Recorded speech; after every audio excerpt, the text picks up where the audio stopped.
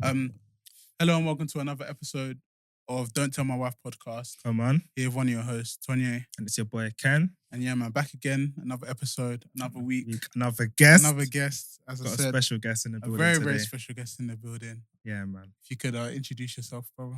Hey everyone, I'm Emmanuel Suko, financial advisor, TV personality, author, father of four. Yeah. We're here, man. We're here. On, man. Thank you for having me, man. Thank you for coming, man. Big Appreciate accolades. it, man. Come on, man. TV personality. Yeah, man. Big accolades, man. No, thank you, bro. Thank you. Like, We appreciate you, thank you. honestly.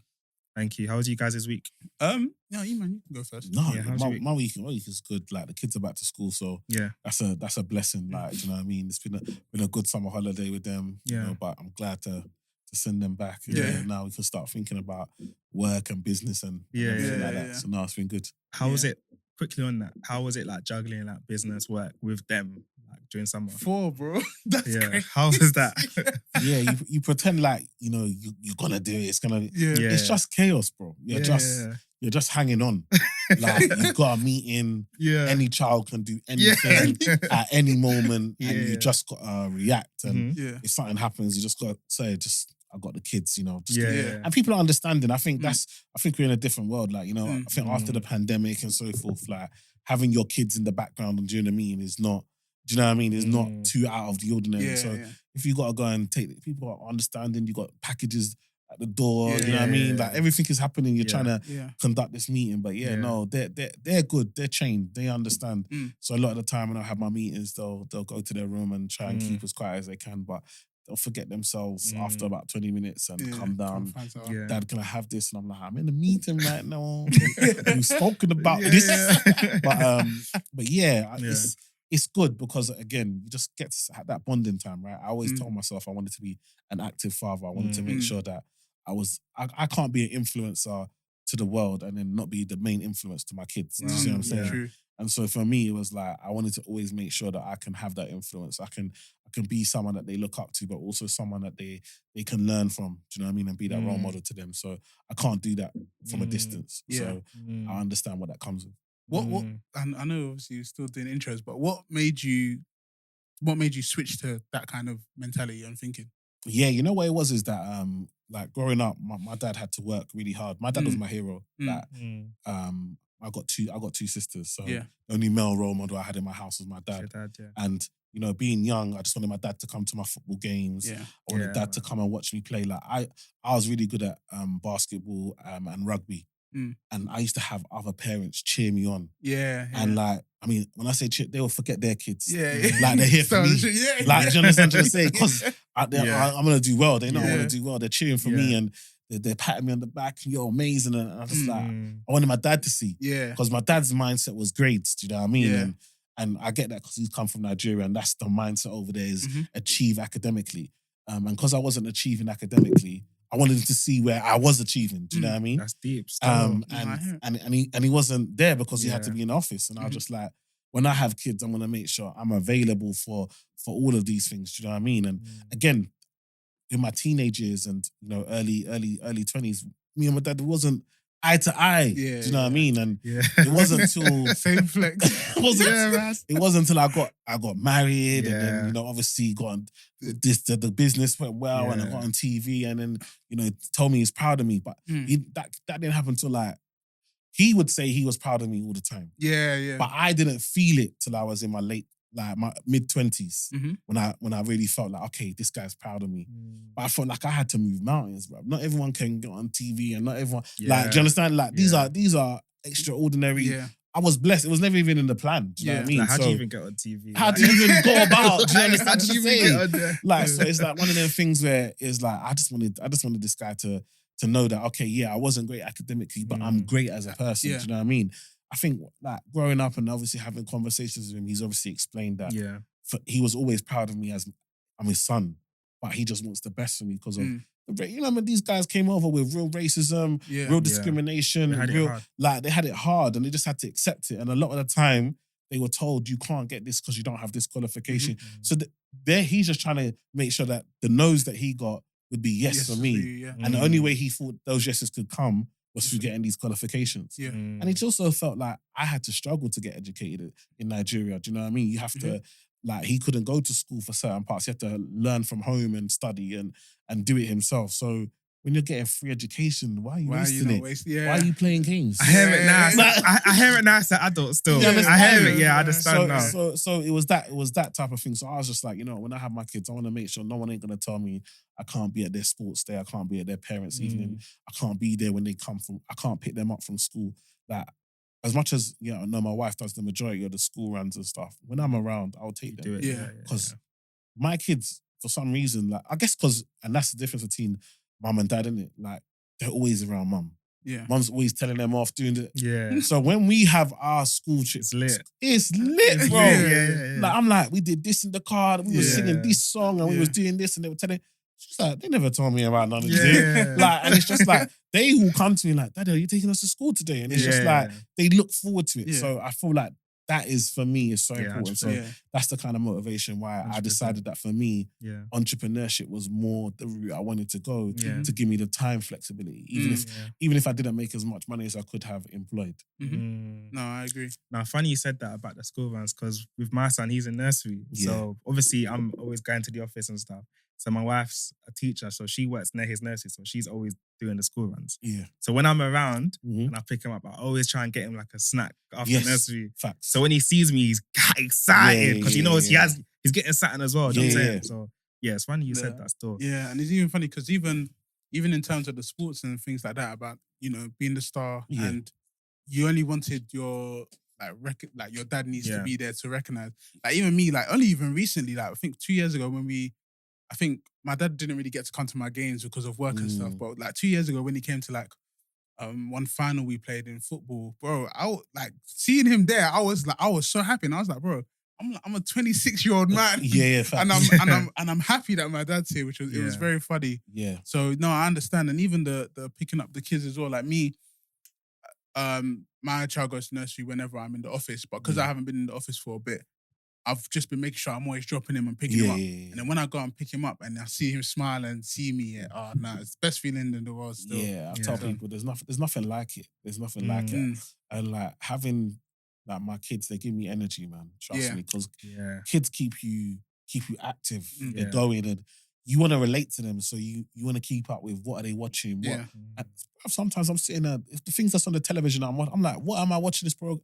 Like, but I'll be watching the YouTube with them. I'll be watching what they're watching because I want to know what they're watching, and then they're explaining it to me, and I understand. And this is this character, and this does this, and it means so much to them. I want to be a part of that. Do you know what I mean? Because sometimes I feel like we're so focused in money, go to work, and all of these things that just keep you trapped. Kids still have all the imagination. Yeah. Like, kids not even good at maths, talking about, I want to be an astronaut. Do you know what I mean? That was it. Like, they're on, there's no holds bar, whatever you want. And I feel like sometimes I just like being around that. Yeah. Because they will just say whatever they want. And it's like no one's took that hope from them away. They can just dream. And I'm a dreamer as well. So I love that about them, man. Yeah. Question though. I know we're still in this intro, but but what kind of parent are you guys going to be? Like, for example, you've got 4 kids and they're of a good age as well. So are you going to push them through the academic way? Or like, let's say they're really good at football or sports or anything. How are you going to balance it? I think it's always important to have something to fall back on, right? To have a trade, have something. Do you know what I mean? I think that's really important. I think like when I speak to I got some football clients that I work with and I talk to as a financial advisor, and I'm always telling them, listen, bro, maths and English is important for you. Yeah.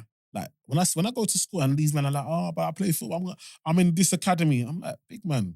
If you don't understand English, how are you gonna read your contract? Yeah. And if you don't understand maths, how are you gonna pay your tax? Yeah. These are 2 things that made most of these people. When you look at sports stars that end up, look at Mike Tyson. Do you know what I mean? How much did he make? And lost. He made crazy amount. Over 100 million. Lost. Yeah, good film. So when you think about it, it's not about if he would have understood his contract, he wouldn't have signed it. If he would have understood the maths and the numbers, he would have made sure his tax was on time. When we look at MC Hammer, he's out here just giving money back to the community, not really doing the maths like more is going out than is coming in. Yeah. Do you understand? So these are key things that are important that we learn that you need to understand. And so that's why the education part is so important. But then on top of that, it's like, for my kid, if what you want to do doesn't require a degree, do an apprenticeship. Yeah. Like, and even more, if I get to a level where what you want to do HR, and I can create a HR department in my company, I'll do the apprenticeship. You do the apprenticeship. You do HR in my company. Like, oh, do you understand? I want to be able to create opportunities for my kids and those young people around. And if not, I want to make sure that my network, I've got someone. If you say, oh, you want to work at, you like television? Okay, cool. I've got a friend that works in Sky or in BBC that can get you go do an apprenticeship with them. Yeah. Like, because the nepotism that other communities have, it's us. Yeah. We didn't get it, but our kids should be able to get it. 100%. Like, we've climbed that ladder now where we should be building a network that our kids can benefit from. So from me, it's not go and get a degree and come out with 50K, 60K debt, and then you're working in McDonald's or in retail that you could have been doing anyway. For me, it's like, if you get a degree, it's because the job that you want to do requires you cannot enter without a degree. Yeah. But to be honest, most of them you can do apprenticeship, and a lot of these apprenticeships now have degree equivalents. Yeah. So, or they even pay you to go to uni. They're paying you to go. So, well, why are we? Let's not kill ourselves on one way, because at the end of the day, there's so many ways to do it. But what I do feel like is that it's more than just, the thing about education is more than just the qualification. For me at uni, I was in class with people that I would never mix with in life. And now I've learned so much that when I've got to corporate, now I understand how you think, because I've done assignments with people that are similar. Assignments and that. Like, so it helps. Like, it helps. And I see a man dressed in, like, I had one assignment and the guy dressed like a goth. Thinking, this guy, I'm go church. I'm thinking, I need holy. We are not going to jam. We're not going to jam. Like, do I need holy water? What do I need to do?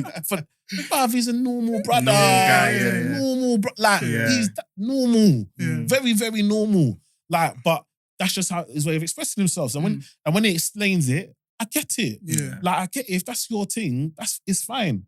So it's so important for me, like, in these spaces, when would I get to sit down with a man that's, had a Punjabi, understand his culture? I had a friend who's, Chinese, and he was the government paid for him to come and do the degree. Yeah, I hope you're still friends with him today. So when he sits in the front, I'm like, why do you sit at the front? Yeah. And most of the Chinese people, I went to Greenwich University, so most of the Chinese people, they used to sit at the front. I'm like, why are you at the front? Like, no. My country paid for me to be here to learn. When I finish, I'm going back there. Yeah. I can't go back there with a third, or I need to go there with the first. Yeah. Otherwise, it's an embarrassment. And so when you realize tradition and cultures, you start to take from that. And it makes you comfortable. And then when you go into meetings and go into rooms and you see people, oh, I had a friend that was from there. Oh, I had a friend that's from there.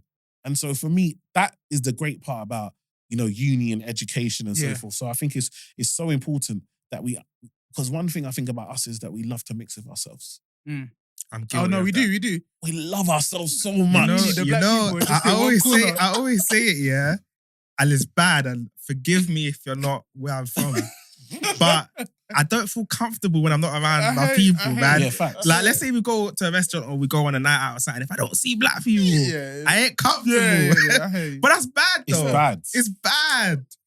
That's why in the office I'm not really myself. I think it's nice. I think in terms of, like, at work, you want to feel like you're represented, right? Yeah. And I feel like, so for example, for me, there should be a black partner in the firm I work at, because it makes me think I can get to that. Of course. If I don't see anyone there, then I'll be like, what's going on? You know what I mean? But I think in terms of, like, okay, motives and going out and stuff like that, I still think I'd need to see a couple. Even when we went to the park like a couple weeks ago. Yeah. And there was a big, I think it was like a church that was doing their own little picnic. I felt comfortable. No, when I said the black people, I thought, this is nice. Okay. Full of Oyibo people. I was feeling, you get me, especially this period with all these, And then I see black people, I'm like, yeah, I can relax now. Do you get it? No, but it's not good though. It's not good. The reason, and I totally get why I love our culture and I love being around my people as well. And I always feel more comfortable. Do you know what I mean? Yeah. And that's why one of the reasons why we were talking earlier about why I live in Bromley. Like, it's one of the big reasons of there's my people here. Yeah. Plus, it's there. Yeah, and if not, there's Catford right there. Yeah. Like, right, just there. Yeah. Like, do you know what I mean? But now you can get plantain in Bromley. You can, do you know what I mean? You can move, you can get your hair cut there, you can, like, all of this stuff is available. But if not, it's around in the surrounding areas. So it's like, okay, cool. But I think it's so important for us to understand that, like, we are not in this country in positions of power. Yeah. Like, and we are not and so when you look at, Asian community, they're very much together. And so for me, those lessons that we can learn, like, I know that for me to get to where I am today, it's people from other community that have given me opportunities. It's people from other communities that have lifted me up. If I only ever stayed around my own, I wouldn't understand how to mingle and how to navigate those rooms and navigate being in rooms with other people. So I think it's really important. So that's why I said, like, the stuff I learned at uni, for me, the main thing I took away was how to mingle, how to understand different people's cultures and different people's backgrounds and why people do the things they do. And then as you grow, you learn and develop that. And that becomes a life skill that is valuable. Yeah. Because if people like you, they're going to give you opportunity. Yeah. I'm lucky to get to the point where now, a lot of the time, as much as I'm black, like, a lot of the time, people just like me. So even if they don't really, like, hang with black people like that, or they don't really feel like, they just like, man. They're just like, just like him. Yeah. Just give him let's just put him out, like, he's just a good guy. Do you know what I mean? But that comes from the fact that I know how to speak in your environment to make you feel comfortable around, man. Now, again, some people like code switching, bro, you have to code switch, to be honest. I code switch and I go to my mum's house. Do you think the way I took in my mum's house is the way I took in my house? Yeah, exactly. The house I pay mortgage for. You think I can talk like that in my mum's house? Impossible. You think when I give my mum a lift, do you think I can play Choice FM or One Extra, or I can play my Afro beats? It's cost me the whole journey. You know, that's so funny because we all live the same lives. Like, do you know that's so? I don't pay nothing else when I'm driving my mum. You know, come on, gospel only. Without a doubt. So it's like we code switch in so many different environments. So why can't we do that in the workplace and in corporate and getting contracts and so forth? So I think like it's so important that yes, we love ourselves and it's great to be around. And I agree. I want us to we do weddings. I wanted us to use black owned venues, we black owned suppliers, and I love that idea. But I think also what we need to also do is learn from other communities and mingle with them to take the good from there and bring it back to our own. Yeah, 100. But yeah, no, let's go back to just the start of the foot. So one thing that we do every week, we do what our wives did this week. So it's either good or bad. Sometimes we use it to vent, sometimes we use it to praise them. So it just depends. But have you got anything that your wife did this week that you want to highlight? My wife, you know what? One thing I'd say, my wife she really just came through for me this week. Like, like when you realise that picking a wife is a big decision. The most important decision ever. Biggest decision ever. Can make or break. When I tell you, I just thank God that, because for me, me and my wife's journey, my mum and dad didn't really want me to marry my wife for different reasons. And so because of that, it was like, I had to fight my whole family. Yeah. And I was like, no, I know this is the one. And everyone thought I was Russian. Like, hey, man. Wait, is your wife black? No, my wife's Nigerian. Yeah, she's black Nigerian. But when we got together, it was like people, before my wife, I wasn't really that serious. Man, I had bare girlfriends. And, do you know what I mean? So when I say you're getting married, it was like, what's happened? Yeah. And she put something in your food. Like what has she done to you? Like that you now all of a sudden you want to get married. But I tell you, when you meet the right person at the right time, you know, it's not a long thing. And it's like my wife really has come through for me. Like, even to the point I remember, like, she's just like, you're stressed.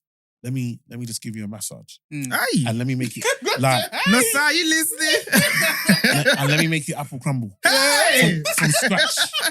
My favourite dessert. She just literally my favourite dessert. She's like, you know what, you look. She just literally went in the kitchen. She made apple crumble from scratch. Ate that, then went upstairs. Then she gave me a massage. The sleep I slept, bro. Yeah, I slept. The alarm woke me up. Like, the man didn't even move. The massage was sweet. And it's just nice that when the world is stressing you and everything is outside, that you can come home and there's that peace. And even with 4 kids, you put the kids to bed and just having that time with my wife is just priceless. And so for me, she really come through for me the last week. That's amazing to hear, man. So we're saying my wife done something really nice for me this week. No complaints this week. So you see how obviously I've been saying I want to get back into football. I want to get back into football. just to keep fit, etc. Yeah. So on Wednesday we had a football session, and I lost my old football boots. I couldn't find them anywhere. When I moved, absolutely no clue where they are. I was stressed, like, how am I gonna go? I ain't got nothing to wear. And she was like, babe, let me order you some football boots. Oh. Then she ordered me football boots, bro. Oh, that's nice. Yeah, man. So I was like, like, thank you. Do you know what I'm saying? You know what's mad, yeah? I don't think people understand. As men, we're so used to getting nothing. Yeah. That just that small. But I was so happy. Like, it means so much. Yeah. Like, because, like, for example, like I said, I've gone and took my family on holiday. Man's paid for the flights, paid for the hotel, paid for the new clothes that everybody's wearing. Man, nobody even blinked. Everybody said, your dad, that's your job. Do you know what I mean? Yeah. When I'm counting, I remember even one time we was out there, we bought ice. I said, I feel like ice cream. By the time I bought everyone ice cream, I don't even want ice cream no more. The bill come out, for ice cream. Like, so when someone then turns around and says, you know what, let me just bless you with it means a lot to us. Nah, it does. This whole provider, sometimes we want something too. So much times this man's birthday or even Christmas. I don't even remember the last time. You're getting a gift for everyone else. You're buying for everyone. And then yourself now, you're just like, just watching them open their gift. It'll be nice. Yeah. Quick question. So we spoke about it last episode. So obviously you've got a family of 4, When you you're on your way home or something, you might pick up a little munch on the way home. Yeah. Do you grab for everybody or do you sit in your car and eat it by yourself? I know my wife does that. I know for a fact. Buying for 4 must be crazy. Wait, even including your wife, that's 5 then. 5, yeah. Buying for 5. Bro, McDonald's £7 just I can't lie. If I had a family of 5, we're not eating that. So bro, it'll be 40 no more takeaway, bro. Bro, you know what you do, yeah? Man buys them, but man just has to work it out what we're doing. It's like, let's say I want McDonald's now. I'm grabbing a McDonald's. I'm like, okay, I'm gonna get some chips and nuggets. You lot will share. 20. You know what I mean? That 20 share. So that 20 nuggets. Everybody sit down, man. Come on, you lot sit down, break it, boom, boom, boom. Like, not getting individual meals. No. Do you know what I mean? So it can be a lot, but I personally just love to gift them. I love to gift them. Do you know what I mean? I love to gift my children because I just feel like I heard no so much. Not because not blaming my parents. They just didn't have. They didn't have. Mm-hmm. Do you know what I mean? But I just want my kids to know there's abundance. Like it's there. Like, do you know what I mean? It's the small joy. So I love to bring them in. But sometimes, bro, I will eat in their face, bro. I will eat in their face, and they'll just leave me. His daddy's food. Sometimes my dad used to do that. Like he would come back with like Chinese. Yeah. I'm like, wait, say that, dad. No, sometimes you gotta because when you like a Chinese now, what are you gonna buy to share with them? It's true still. You need to. It's expensive. It's true, and then they tell you we want to do one size. Yeah. So it's like, sometimes I'll just eat in their face, but more like most of the time I'll be like, okay, I'm going to the shop. Do you want to get? Or what I'll do is I'll take one of the children. I'm going to the shop and then I'll tell them, but what should we get for your siblings? And then they'll pick something that they can buy and share. And I'll tell them, look, your sibling got you this, so you're going to say thank you. Do you know what I mean? And I like taking them to the shop because I like to show them how to, like when we go in the shop, you got to greet the guy in the shop, say hello. When you finish, you got to say thank you. Like, do you know what I mean? I want to make sure that they've got the right etiquette outside. So follow me. Like I always tell them, I'm going to the shop. Which one of you's follow me? They'll be fighting. Because that's cute it's important for me, for them. I know it's not about grades for me. As much as I want them to get grades and be, me is the type of person that they are. Yeah. That's down to me. I can't, they might not do well in exams or tests, or they might not be the sports star or whatever, but I don't want no one to tell me that my child is not a good person. That's on me. Like that's on my parenting skills. So that's what I take serious. It's funny because my wife sent me, just when we were in the shop earlier, my wife sent me a video saying, dads, that basically pretty much start taking your kids out from now. Yeah. And teaching them certain things, etc., so they can be excited for when they go out with you. And that's a very big thing that you said in terms of going out and making sure you're nice and green. Because when my dad did that with me, I still hold some of those things till today. Yeah. So I thought she was just indirectly thinking, I was like, bro, where am I going to take him? He's 1.5. Yeah. But it does make sense to start doing some of those things now. So because my dad used to take me everywhere. Yeah. I went and I enjoyed it, bro. We'll probably be going to Bantuwe. In Canton to buy chicken, or it's like an African meat shop. But I'd be so excited to go with him. So I hear it still. But what you said about providing, like buying stuff for holiday, etc.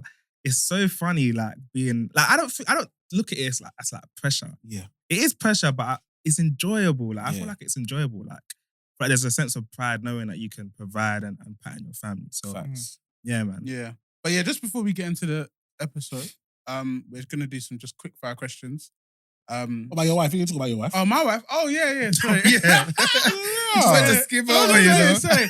No, my wife, bro. My wife's good, man. She's been she's been great. She's always been great. Everything's been good. There's nothing really stand out, but she's just like, you know, it's just one of those ones. I know she's trying her best in terms of family and everything like that. And just it's been good.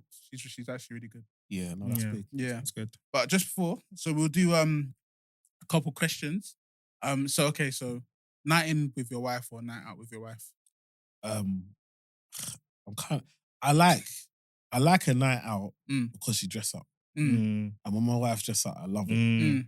But then I like a night in because sometimes I don't want to speak to no one. I don't want to, like, when the kids go to bed and we do like we can put the candles out and all of that. Once you finish eating, we're already home. Can relax, do you know what I mean?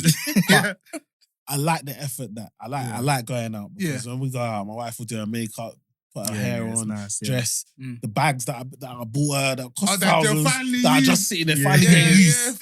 Like, there's one bag that I bought Abs. To this day, she hasn't used it yet, and I'll keep saying that bag that I bought you. She's like, I don't want to buy you bags. Exactly. Wait, has your children like ever interrupted like a date night at home with your wife? Yeah. Is it bare time? Interrupting. That must be so funny, like, especially the youngest one. She comes down. Are you being romantic? Like, you know what I mean? You should be so excited. But it's important again that they see that. To see that. Yeah. Trust me, I kiss my wife in front of my kids. I hug my wife in front of my kids. I tell my wife I love her in front of my kids. I want my daughters to know this is what the level that you should expect. I want my sons to know this is how you treat a woman. So for me, I don't hide it. Like, I know some parents that do, and I get it. But for me, I show it. I want them to see it. I will hug my wife. I will slap my wife's bum in front of her. Yeah, Daddy, leave mommy alone. I'll be on, like, they will see me like, I'm not, there was us. Come on, no, that is my wife. So I think it's important. I agree, man. Feed the kids or do the bedtime routine? Bedtime is a nightmare. I'd rather feed them, man. Feed them when they're hungry. Once you've given them, played it up, they're gone. Do you know what I mean? But bedtime, Daddy, can I say goodnight one more time? Daddy, I've got a story to tell you. This happened. Oh, it's a lot. Bedtime is a lot. It's a lot. To bed, don't sleep. Then you come up, finish off everything, come downstairs. One of them will come downstairs. Daddy, sometimes we have to go to bed ourselves. And then go and watch in our room. Got a whole living room. In our bed, watching television, just hiding. Just trying to just survive. So that's too funny. And it's funny because when they're older, they'll realize you should have been sleeping back then because you don't really sleep much now. Trust me. 1 million today or 2K a month for the rest of your life? 1 million today. Oh, fair. Okay. Why would you pick 1 million today? Because I just know what I'll do with it to make sure that it can last. I heard that. Because for me, 2K with 4K is not enough to retire. But I can make that million enough to retire. I heard that. Vacation or family holiday? That one is very, very difficult. But I will probably say selfishly vacation. Okay, yeah. I don't think that's selfishly though. I don't think it's selfish. You just want to spend time. You give a lot to your family. Yeah. Stay at home dad or breadwinner? Breadwinner always. Yeah. Okay. I don't think no Nigerian man. That's what I'm saying. I don't feel comfortable. I don't feel comfortable at all. Like, and I've had it. Like, I've had it where I've lost my job and like, I work in finance. When we had the recession in like 2008-9, like that was a banking crisis. So there was no jobs, banks, no jobs. It was so difficult. I went from earning like 70K a year to come down to I had to take a job at 30 grand. Bro, that used to be my bonus. 70K was my base, 30K was the bonus. Then I had to be you just had to do 30K a year. 30K. Bro, I just had to grab something. Yeah.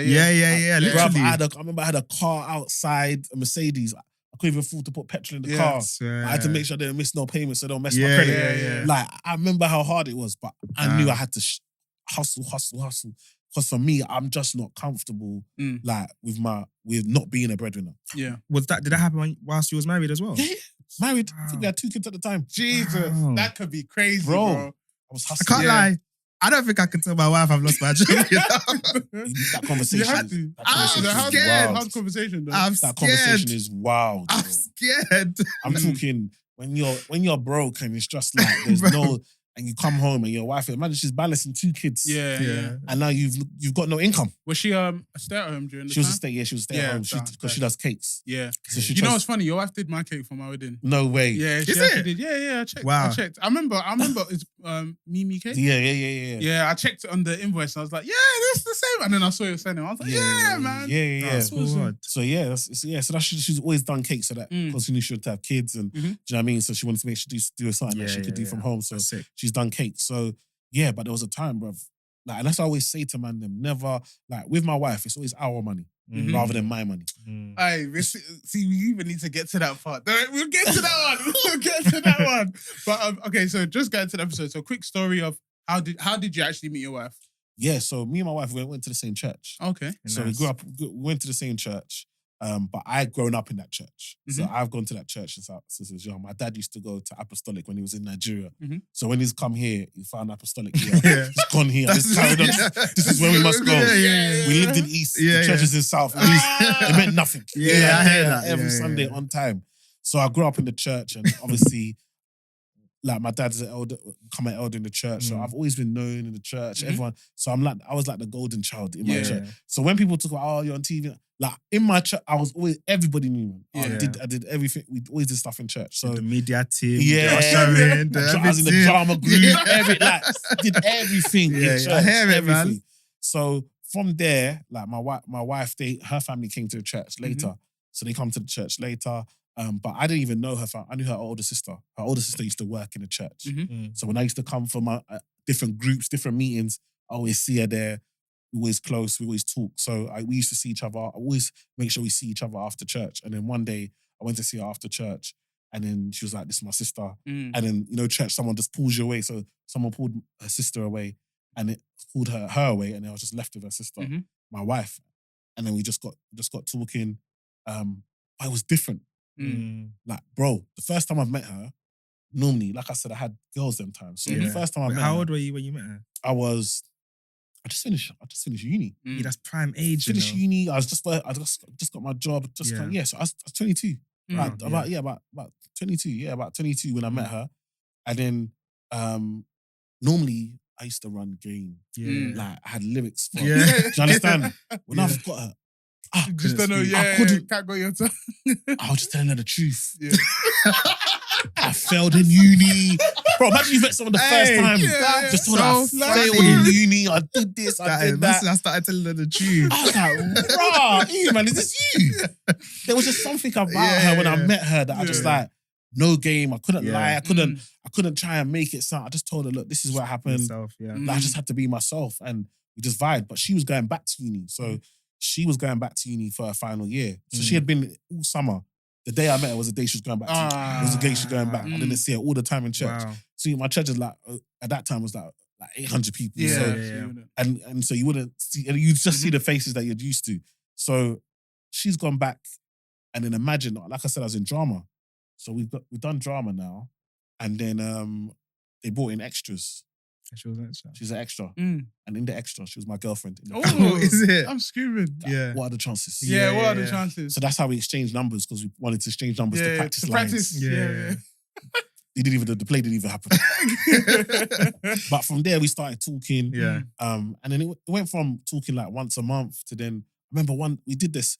I call you one month, she called me the next month. And we just did this. We did this for about 6 months. And I remember one conversation we had, and she was like, this every month call thing is long. And we spoke every day on the phone after that. Every day we spoke on the phone. And then, and then it was just like, this is it. Like, and that's how we met. No, that's nice. That's very nice. No, that's great. So when did you propose pretty much? Was it just... So proposing, obviously, like I said, so basically my wife, her family had some immigration issues. And so because of that, they got a lot of support from the church. Now, obviously, my dad's an elder in the church. So church is a mad place where come as you are, but there's still hierarchy. Which is mad. Because that's not the Bible that I read. Do you know what I mean? So when people started to hear that, E-man's talking to, they're like, but he's supposed to marry one of the pastor's kids or one of the elder kids. Like, do you know what I mean? We're supposed to, we're elite or something. I'm thinking, wait, what is this? This is not me. Like, so there was a lot of tension, a lot of rumors. Churches are. If I married a girl that didn't go to my church, it would have been so much easier. But because the family's already known, somebody even went to her mum, my wife's mum, and said, "Oh, Emmanuel's supposed to marry XYZ, so tell your daughter to leave him alone." You know, the people are too. That's why my mum always brought me up to say what's on my mind. We had just anyway. Is it? Wow. So it was a mad drama. So then I'm happy that you stuck through it. Yeah, I'm very happy. I'm happy you did, man.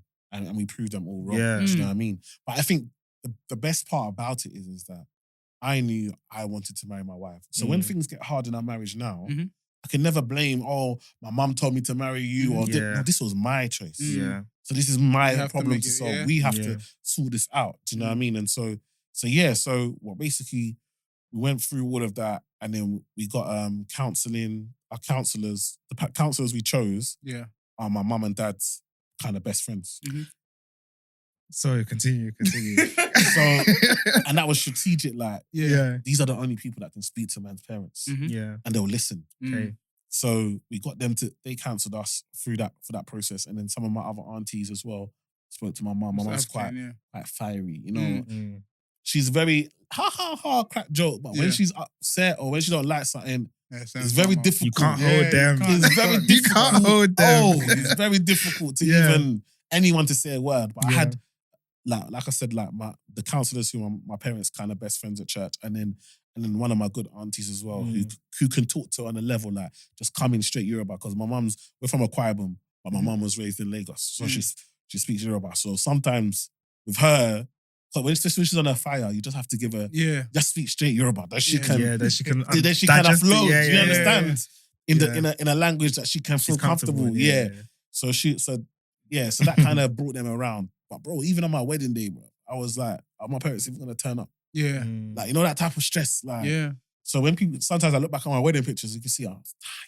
All night, didn't sleep, thinking, oh my goodness. So luckily it all came through and we got married and we're here to be a testimony of how good it is. Did you speak to them afterwards about how they were acting? Yeah, of course. We spoke bare times, and you know, they will, as parents, they will always say we did what we feel was best for your best interest. As time's gone on and they've seen grandkids and seen that we're still together, and you know what I mean, it's definitely the energy has changed. And 100%. you know, my mum will call my wife direct, and they'll have conversations. You know what I mean, and stuff like that. So it's good. You know, we're family. It takes time to blend, and also you have to understand. I think sometimes somebody's raised in a different household. So your values, although we're Nigerian and our core values are the same, the way we might express them might be different. So my family is very much a hug and kiss and, you know, we're tactile. Whereas my wife's family, they're less like that. Do you know what I mean? So when my wife's now coming around and she's not overly huggy and jumpy and laughy and I think, she's distant. She doesn't like us. Like, and it's like, no, that's not what that means. Do you know what I mean? So over time, I've had to show my wife, okay, when you come, try and do this, try and do that. You know what I mean? And you know, get out of it just to understand what the environment is like. And so things have got better. But I think the biggest advice I always say is that I married my wife. I have to be on my wife's side. Yeah. Like, as much as I love my mum, and me and my mum are very close, like I have to be on my wife's side. So if my mum decides to beef my wife, she's beefing me. And so because of that, it's forced my mum to change. Because there's times when she I said, okay, no problem. We go home. Yeah. We went home. And then my mum will call me up. No, I see your phone call. Yeah. You've upset my wife now. Yeah. Then she'll call me, man, and did it. Then she'll call my sister to man, no, mum was disrespecting my wife. Yeah.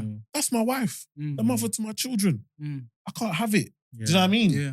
And so once she started to understand that, then she started to, you know, act different. And it's so important that you set the tone. Do you know what I mean? Because if you allow your mum to just be up in your relationship, talking to your wife anyhow, it's going to be very difficult. Yeah. Yeah, and my mum, it's going, bro. No, and even there says a lot about your wife's character. Yeah. Because even when she even knew that people were saying that to her parents and she was still fighting through it, it says a lot. It's especially being understanding and everything like that. Because even now, even if they were beefing before, for them to be like, okay, you know what? it is what it is, and Exactly. she's still there. It says that she's proper. No, she is. She's definitely. No, go on. It's cool. Okay, cool. But yeah, so obviously one of the biggest reasons why we got you on. So obviously we know you're like the finance guy. Like you was like when I saw your, you know, the 1 minute videos where you're slating people for doing, you know. Shy. Sometimes I felt a bit triggered. Hey, very triggering. Because I'm just watching it like, hey.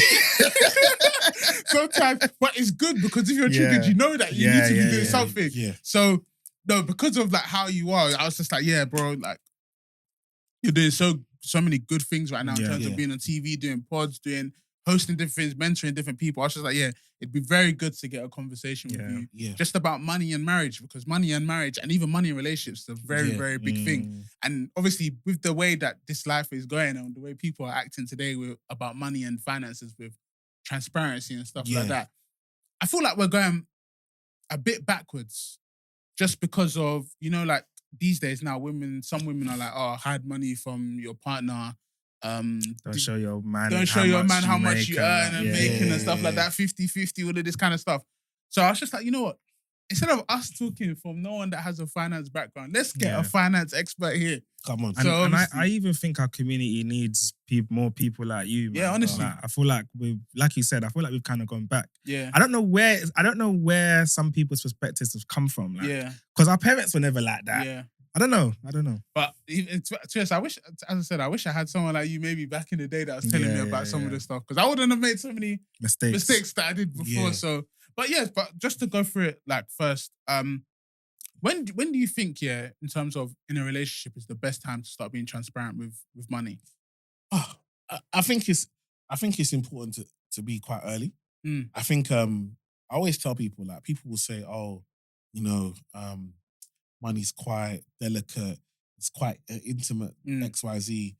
It shouldn't be talked about so early. It should be quite later. But yeah, you're ready to off pant from day one. Yeah. So yeah. So you're ready to be naked from day one, day two. Yeah. I can see you naked, but I can't know your money from. Yeah. Let's be honest. So for me, I think it's really important that you understand, like, because a lot of the time, a lot of the judgments we are making is based on people's finances. And if you are finessing, so you are pretending to give someone a piece of security that you don't have, and somebody is turning down other people thinking that you and them are building something together, but you know you don't have anything to build with. But yet you've told them you have all these pieces to build with. To me, that doesn't set a good foundation for the start of a relationship. So question for you guys, yeah. So let's say you and your wife went on a first date, and you and your wife went on a first date. Yeah. Let's say now, like today. Forget when, because you met your wife in uni, etc. Yeah. So let's say today you met your wife, went on a first date, and she asks you, oh, how much do you earn? I said, you only moved to her last week. You've only started talking to her. And she was like, oh, so how much do you earn on the first date? How would you feel?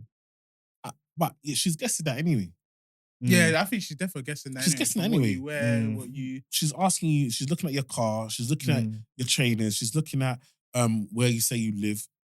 She's asked you what job you have and what you do for work. Fair enough. I can go on, once I know what you do, I can go on Glassdoor and put average wage for... And I know roughly what you should be earning is going to be in and around that. So I think there's nothing to really necessarily hide from that point of view. I think it's, you know, you don't have to give her the exact amount. Say it's around X or around Y. Do you know what I mean? And I think that's fine. But I think for me, I wouldn't feel, if I know that it's something serious, I would expect you to ask me a serious question. If I'm trying to have fun with you and it's not nothing that's going to be long lasting, of course I don't want to talk about money and finance, and we ain't going to be here long. Yeah. There's no point. There's no point. Yeah. There's no need. Yeah. But if I'm trying to build something with you long term, of course these conversations should come up. Now, okay, on a first date, is it the first point of call? No, that shouldn't be the first thing they ask you. Like, get to know me, where am I from, my kids, or you know, my how I grew up and and what I do and what I enjoy, and make sure we got things in common. But to be honest, me, myself, I don't have nothing in common with anyone with a broke mentality. So even me, you're talking about the woman, even me as a man, why would I want to attach myself to somebody that is poor with money, has bad credit, has a poor work ethic, is very self-centered. Yeah. These are not things that I would want to. So I want to know what you're on as well as a woman. 100%. Like, what are you on? Because I know what I'm on. Yeah. I know what I'm bringing. Yeah. I know that I'm ready to work all 24 hours if needs be to support my family and kids and so forth. I don't want to be going out putting all that energy and effort and be attached to somebody who don't even want to wake up in the morning, don't even want to take our kids to school, or don't want to make them breakfast. Like, that's not me. That's not me. I hear that, man. Yeah. I can't lie. I felt bad for doing that one time, man. Like there was this girl that I used to speak to. Yeah, like she weren't really giving me hope, and like her. Yeah, I just stopped talking to her. I was like, you're not right for me, man. Yeah. So I have it still. I agree, 100%. I think for me, I think it's very hard to say. I think it'd be okay. Like right now, in terms of even if I was a bit younger as well, when I was early in my career, I think I could say the average, like, I'm between this and this and it. Obviously, you probably know from what I do, etc. But I wouldn't be too fast, especially if it's someone that I like and I'm trying to be serious. But do you guys feel like sometimes men that don't really earn enough money don't like to talk about how much they earn? Of course. Do you feel like if you were secure in like your role and like you were happy with your salary, you would talk about it? Because it's like, but if you're not really happy about it, you won't really talk about it. Do you know what I mean?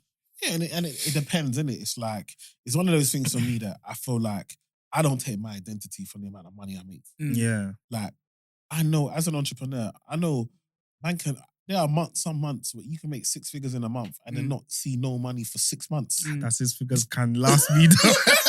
No. But I hear it, like, do you understand what I'm saying? It's like, by the time you pay tax, you pay this, you pay... Bro, how much is left in this country, this UK? Yeah. So it's like, it's so difficult. So for me, it's like, I know I'm not defined by that. Like, if I'm looking at a partner, someone I want to spend my life with, what's really important for me is, what's your mindset like? What am I coming home to? One thing about my wife, I always say, is that she outworks me. Like, the energy that she does, she doesn't make as much money as me, but the energy to look after the kids, to cook, to clean, to still run her business is, I'm always like, I need to work harder. My wife is a hard-working woman. Like, and that, no one can take that away from her. She's not lazy. Do you know what I mean? She puts the work in. So that motivates me to match her energy. Do you know what I mean? That's what I want to have around me. I don't want someone around me that's, oh, babe, I don't need to do that. Let's get takeaway. Oh, why would you're making all this money. Why are we, do you know what I mean? No. But my wife still has the mentality, like, she still lives in Peckham. Like, she still has that, like, we'll go on holiday. Like, what's first class? We're going economy. We'll save that money. We'll do you know what I mean? She always thinks about, how do we save these resources? She's not flamboyant. Like, even today, I saw flowers. I was like, yeah, I'm buying these flowers for you. She's like, nah, I'd rather have these ones. They're cheaper. Is it? Wow. It was in Tesco. I was like, let me get you some flowers. I picked up the roses, thinking, roses. Yeah. I said, no, don't leave those. This is my favorite color, and it's cheaper. That's a mindset. It's the gesture. It's not the amount you spend. Do you know what I mean? Yeah. And so I always had to learn with that when it comes to that. So I think it's so important that you when we talk about, scripture, like being equally yoked, like find someone that matches your energy, and finance is an important part of that. I think especially when you look at Black women today, they're on job. They're not playing. Going hard. They're going hard. I would want to know, like, if I was a woman, like, sometimes you gotta put yourself in someone else's shoe. I'm gonna leave my family. I'm gonna lose my last name. I'm gonna be in your household. My body's gonna change because we're gonna have kids. Bruv, if I need to know your salary and what you're on, serious. Bruv, it's not a bad question to ask. I hear it. No cap. I agree still. Because my wife even said something like that, like, before we got married. It kind of triggered me small. I must have asked her a question of, like, we was talking and I must have asked her something. She was like, Dad, I'm not coming to suffer in another man's house. Yeah. I said, wow, okay, I hear it, man. I need to work. I need to work. I need to work, man. And I think it's about mindset as well, just to what you were saying in terms of, it's not just about money, it's about how hardworking you are, what is your mindset. And even what's your potential, what's your trajectory? Exactly. Because, like, even me, when I said to my wife, obviously we were both in uni when we met, But she was doing all this stuff with me. There'd be times we run for the bus together. Yeah. There'd be times we had to, walk quickly for the train. Yeah. But then she could see my trajectory of where I was going. And because yeah. you saw that, it was like, yeah, that's a man I can get behind. Yeah, yeah. But what I feel for women sometimes these days, and why I feel like the pool of men is a bit lacking at the moment, it's just because there's a lot of nonsense people that are doing mad things thinking that they're gonna get a woman that's doing big things, that's doing proper things. And it's like, why would she want to stoop herself down to come to you when she's already doing good herself anyway? Exactly. And for me, it's like, when you understand, like, a woman, like, when you got a good woman, anything I give to my wife, she multiplies. So the energy that I always tell people, I always try and put as much positive energy and try and make my wife feel as good as possible, because that energy is going to go into my kids. But also, when my wife feels good, feels loved, feels safe, feels protected, feels empowered, feels that she's appreciated, bruv, what happens afterwards? The atmosphere is the the house is nice. No cap, man. Before I look, cap. all my clothes are folded. Like, you understand? Yeah. I haven't said anything. Before I look, what is that aroma in the air? Yeah. Like, do you understand? And it's like, for me, that is vital that I play my position. So I understand why women are, because I know what they bring. Like, I know what a good woman brings. Like, even as a man, like, I tell people today, the reason I do my business is because my wife believed. Like, she was like, I used to do talks at churches. And my wife was like, why are you waiting for churches? Start up on social media and do it. I was like, I only had a Facebook account. I never had no Instagram. I didn't believe in no social media like that. I was like, I'd rather meet people in person. And so she helped me set up the account. She got me she did cake. So one of her friends had a radio show. She got me on the radio show. She used to tell all her friends. At that time, she had like 3,000 followers. Bro, I didn't even have 100. Do you know what I mean? So she really pushed me. And because she believed, that was all I needed to go forward. When you got someone like that, you know that if you believe, no, I'm ready. I can go off your strength.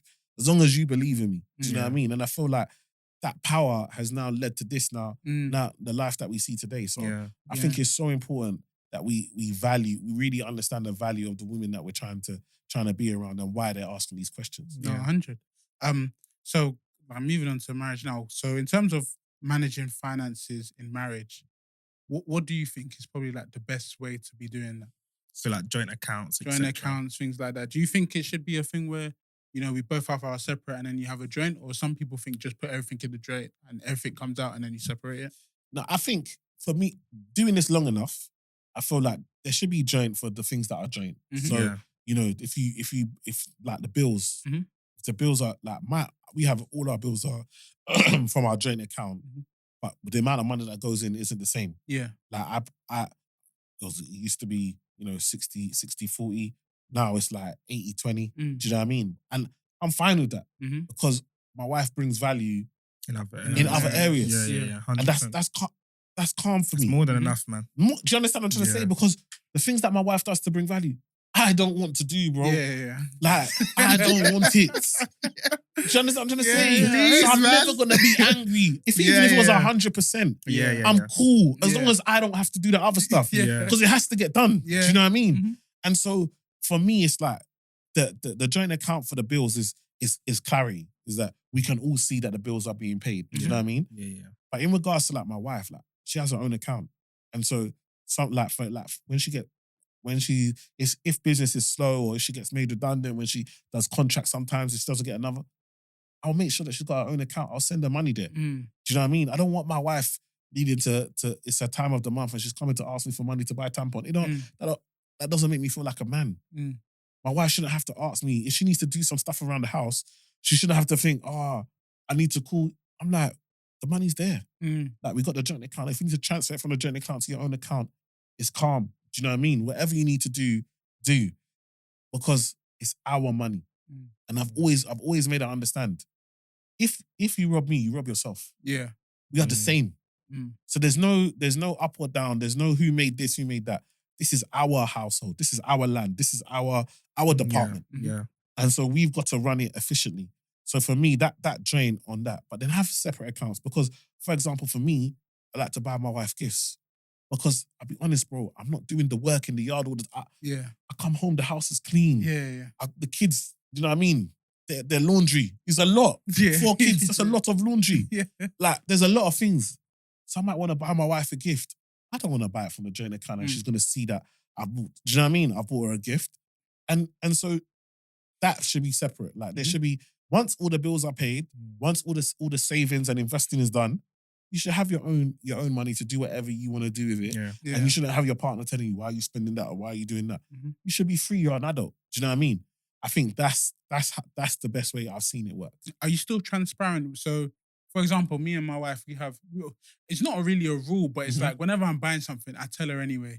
So it's like, if you're about to do a purchase over 100 and something pounds, we tell each other. Do you 100. Yeah. 100. Listen, for me, I don't know. Some people feel like it's like your wife is your monitor, or your wife is your boss. Bruv, I love a second opinion. I don't even mind if my wife's my boss. Yes, she's my boss. I love a second opinion. Yeah. Like, yo, babe, I'm thinking about doing this. What do you think? Sometimes she's like, yeah.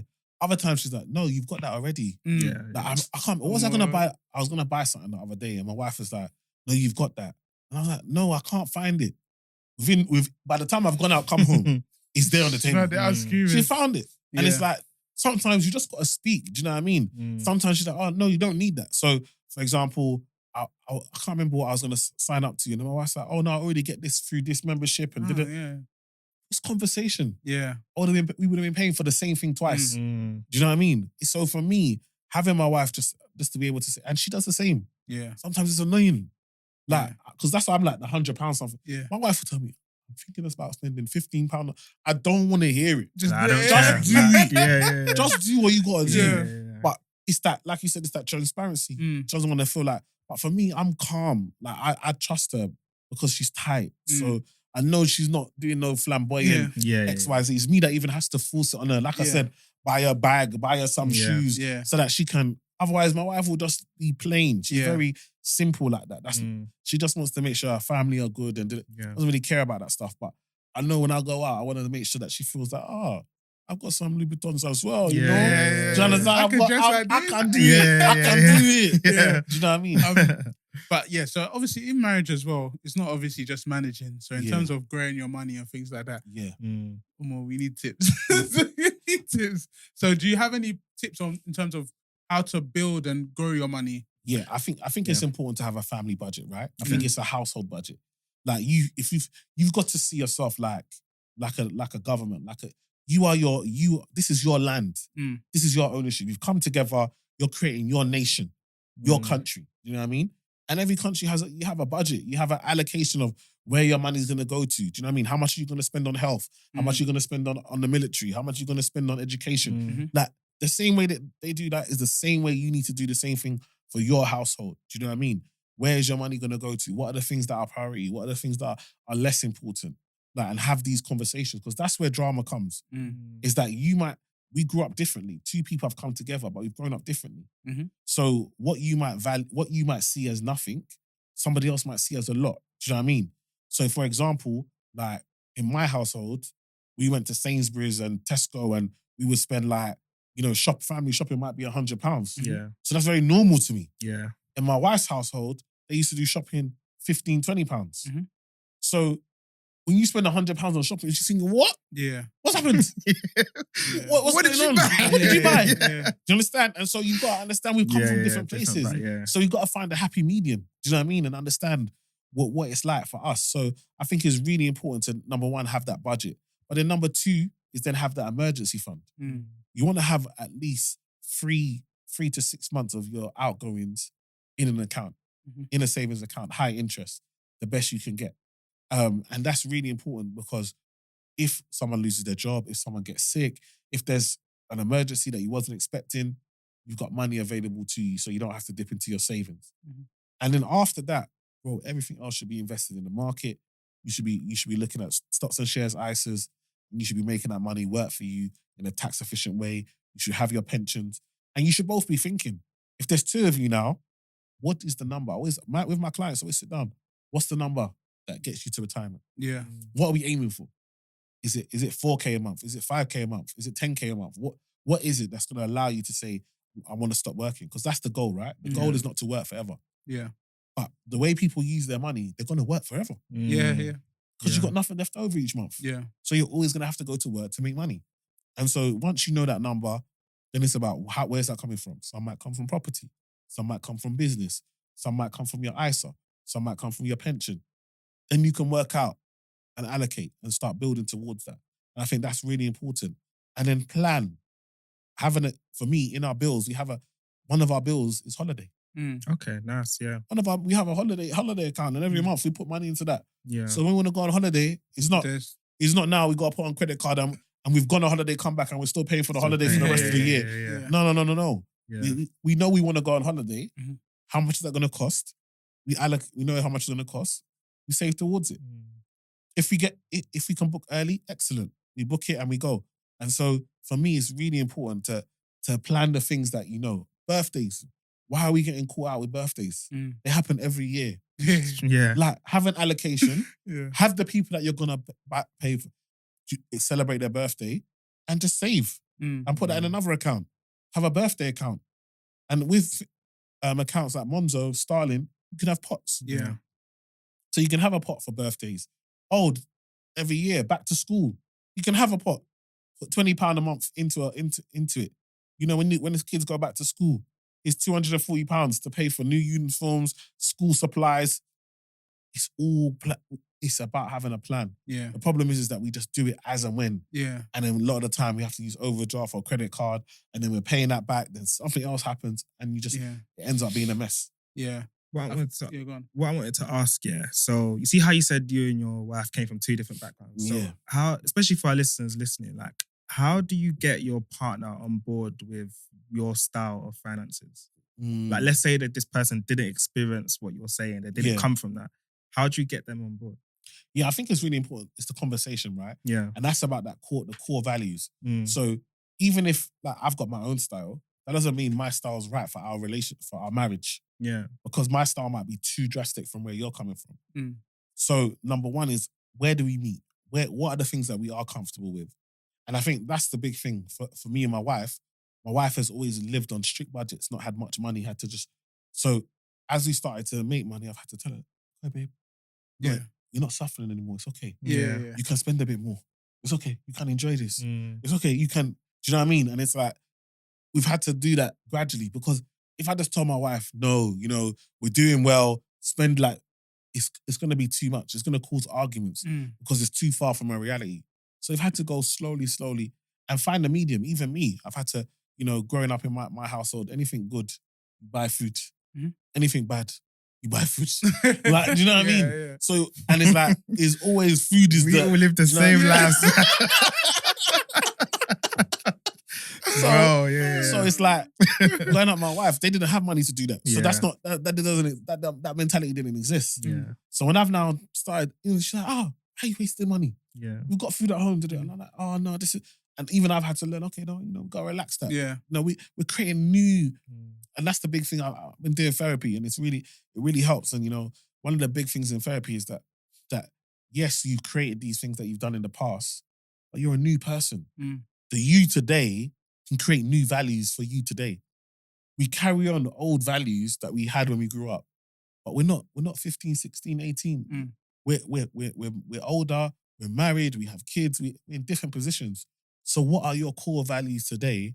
And how do you make the changes to live by the values you have today rather than carry the values you had when you were growing up? And that's really important. And those are the types of conversations you have with your partner. Say, look, this is us. This is our bubble. What do we want for ourselves? And what does that mean? What are the sacrifices we have to make? What are the changes we have to make? And then it's accountability. It's really important. Because if I tell my wife we're going to do something and then I show her that, look, we've done this and it's working, I don't need to force her to do it. Yeah. But if I tell her to do something and then we just let it go and then it doesn't work, now she's like, well, you said you wanted to do this and then we didn't, and now it didn't work anyway. So it's really important. If you're doing something, you've got a plan, stick to it and be accountable to one another so that we can see the results. And therefore, it's much easier to make those changes because you can see it working. Yeah, no, 100%. And I think my next question was pretty much about budgeting with kids, but you've kind of explained that in terms of making sure you're planning ahead. But in terms of helping to set your kids up for a brighter future, what are the other things that you can do as well? I think the big one, is the junior ISA. You can put up to £9,000 in it. I did a video the other day where I basically talked about the fact that I go to these kids' parties. You see their parties. I saw that. It's frustrating for me because I know the hall is like £2,000. Then you got the entertainer, that's £1,000. Then you've got face painter. Then you've got all these gifts and all these, like, how much is being spent. And I think to myself, you've probably spent 4 or 5K on a birthday party, and then you've got presents. You know what I mean? The presents probably adding up to £1,000, £2,000. That's 7K, and there's no investment for this child. When this child is 21, you're giving them air. Yeah. Happy birthday. Yeah. Do you understand? Yeah, I understand. Yet they had several parties where there was an opportunity for you to put £1,000 in, and then there were opportunities for you to save on a monthly basis to build it up. So for me, it's really important, like, that we start to look at, okay, even if I can spend a bit less and then put some of that money away, and then even if I can speak to the guests rather than you all buy toys that we know within 6 months these are going to be broken, lost, given to charity. If we can say, some of you, if you can, here's a junior ISA account number. Can you put that money in there? And all of a sudden, that money is going to compound and build over time. And now, when they get to 18, now giving them 50K. Can you imagine if at 18 you were given 50K? I can't imagine. I might have blown a lot. You know what you said. That's the reason why. As soon as I found out I was having a child, I set it up. Set up his ISA, man. Literally. Same. And even my child's first birthday, my mum was like, "Oh, what should I buy for him?" I was like, "Oh, send me cash. Come on, we need money, bro." Yeah. And even now, she's like, shout out to mum. She sends him like money every month. No, that's nice. Yeah. Slap it in there, like literally. So it's important. It's important, man. No, and like what you said, I get that. At 18, for most of us, if we got that, we think we'd waste it. Yeah. But if you do the financial education as they that's grow, the thing. Yeah. Then I've got young people who are 18. Because their mums will message, "Oh, can you speak to my son? He's just turned 18. Oh, that's good though. He's got like 25K or 30K in savings. What he should do with it." And I'll talk to them. No, they'll leave it. Yeah. They'll leave it. They'll leave it invested, and then they'll start topping it up. They'll get a job, start topping it up. Had one, spoke to him at 18. Now he's 22, buying his first house. That's great. But he topped it up. It was like 30K, but now it's like almost 50. That's crazy. And he's just topped it up through, because he's living at home. The money he's making, he's putting it in because he knows I'm building it for the future. Yeah. And now he's got on the property ladder. And that's the thing. At 22.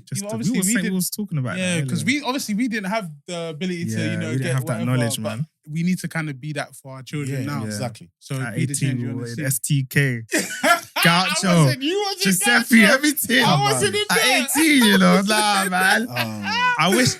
I wish I had known. Like, so quick question, briefly. Like, where did you learn this? Yeah, have you always been how like did this, you learn even when you was like this mindset? 18, 19, 20? It's funny. I grew up in Tower Hamlets, East London. Yeah. And so I used to look at the Canary Wharf buildings and so forth. Okay, and just wish to get in these buildings because I felt like these men are rich. There's money over there.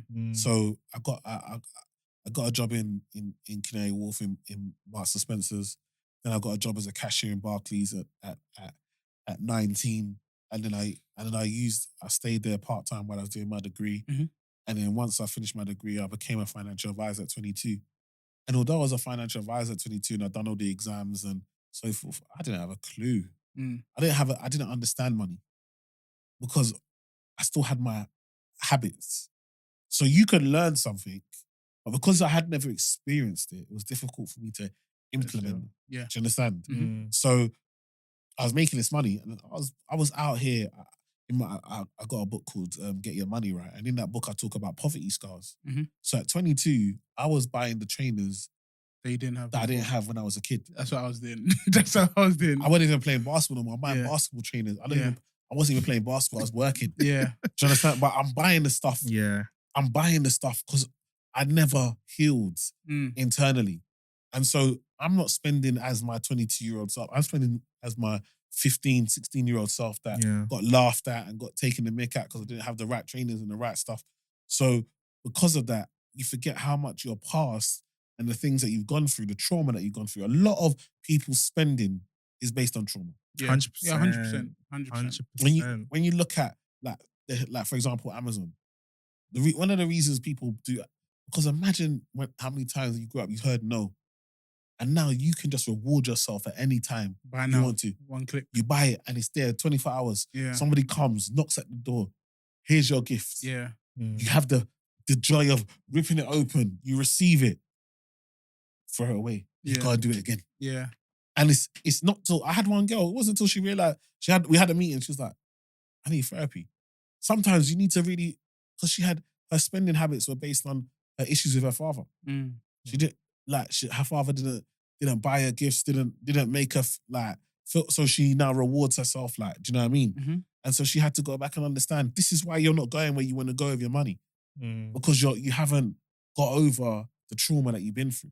I even think not even to be transparent because it's not even that deep. I even think mine's kind of opposite, where I grew up quite privileged. Yeah, like my parents always gave me what I wanted. Yeah.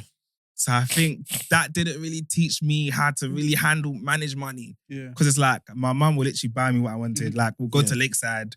Let's say she's gone to get something small. We'll walk past JD. Like, mum, can I train? She'll buy me train. You know what I'm saying? Like, so I had that kind of lifestyle. Yeah. So as I grew older, it was like, I didn't really have the essence of like saving and putting it away. I'll just spend because that's all I've known. Mm-hmm. So for someone like that, how do you like get out of that mentality? Because I still low-key have that today.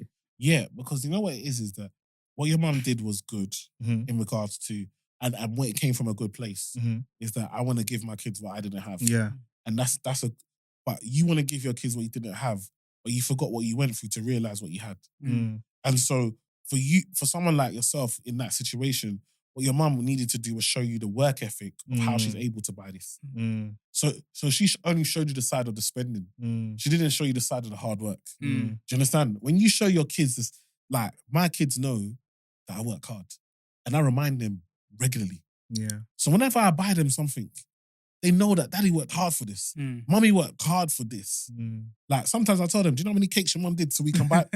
Count. You see how many cakes? Yeah. This is so that you can have this, you can have that. Do you understand? So they understand that this hasn't come from magic, from thin air. This has come from sacrifice and hard work to be able to give that to you. And I think that's what you have to understand is the value. You have a lot of us understand money from a buy and sell. So I get money and I buy something with it. But when you understand that money can be used to make more money, money's a tool. And actually, what's the most important thing is time. Do you understand? I can give you £1 million now. If I said, I'll give you £1 million now, but you die within a minute. The £1 million is, no one takes that. Yeah. The money doesn't mean anything. Because I'm not here, I don't have life. And so when you understand that money is just a tool to help you enjoy the time, to make the time better. But for a lot of us, we give up all the time for money and then we don't enjoy life. And so for you, what I'm trying to say is that you've got to understand the value of money, the hard work it takes, the value of money. Because when you understand that, and that's why I always teach kids about business. That's why I love when, I got a new book, The Ultimate Guide to Money, and we teach kids about how to start little side hustles. Because when I was a kid, we used to do little car wash and little stuff like go shop for our neighbors and do little things to hustle and make money. But when you work hard for your money, you treat it differently. But when you just get it and you just spend it. Like, bare roadman, I know a bare man that on the road. Even I got this in cash, I made this, I made that. It comes so quickly, it goes so quickly. Yeah, no cap, man. And so it's so important that you really understand the value. Like, you know how hard you work for your money. You know what it's like when you go to work. You know what it's like, bro. You know what we go through. You know the microaggressions.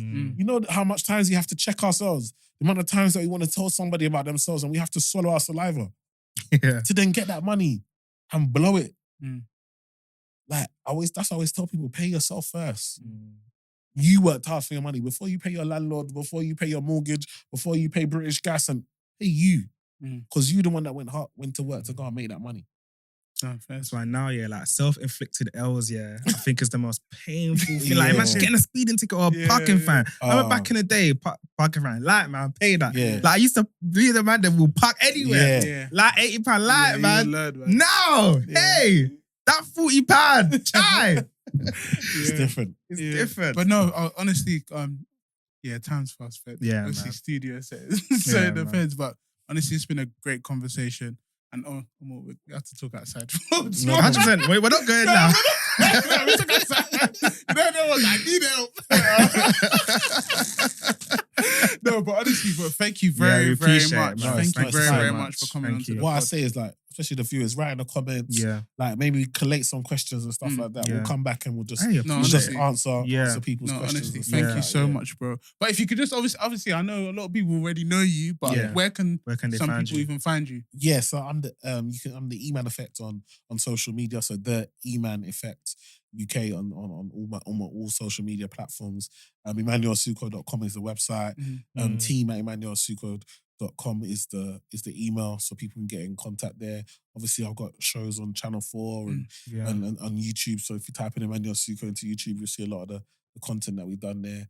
So yeah, I'm about. No, thank you, man. Everyone, be sure to follow him for money tips or more. Honestly. This life is not meant to struggle, bro. We have to flourish. So let's listen to someone that actually knows how to do it. So obviously, another episode, Don't Tell Me Podcast. Another week. We'll be back next week. Thank you, guys. Peace out.